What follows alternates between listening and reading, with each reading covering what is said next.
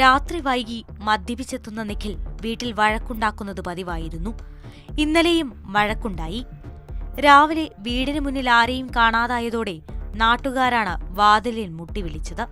തുറക്കാതായതോടെ പോലീസിനെ വിവരമറിയിച്ചു. പോലീസെത്തി വാതിൽ ചവിട്ടിപ്പൊളിച്ചകത്തു കയറിയപ്പോഴാണ് മരിച്ച നിലയിൽ സജിതയെ കണ്ടത്.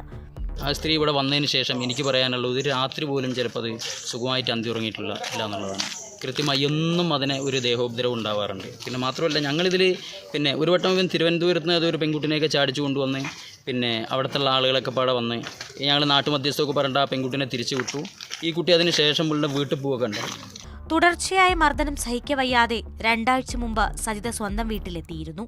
നിഖിലിനൊപ്പം ജീവിക്കാനാവില്ലെന്ന് അമ്മയോടും പറഞ്ഞിരുന്നു. 7 മാസം ഗർഭിണിയായിരിക്കെയാണ് സജിത ക്രൂര പീഡനങ്ങൾക്കിരയായത്. കൊലപാതകത്തിനു ശേഷം നിഖിൽ 2 കുട്ടികളെയും കൊണ്ട് പോണ്ടിച്ചേരിയിലേക്ക് കടക്കാൻ ശ്രമിച്ചു. ഇതിനിടയിലാണ് സേലത്ത് വെച്ച് പിടിയിലായത്. പ്രതിയെ നാളെ കോടതിയിൽ ഹാജരാക്കും. മാതൃഭൂമി ന്യൂസ്, പാലക്കാട്.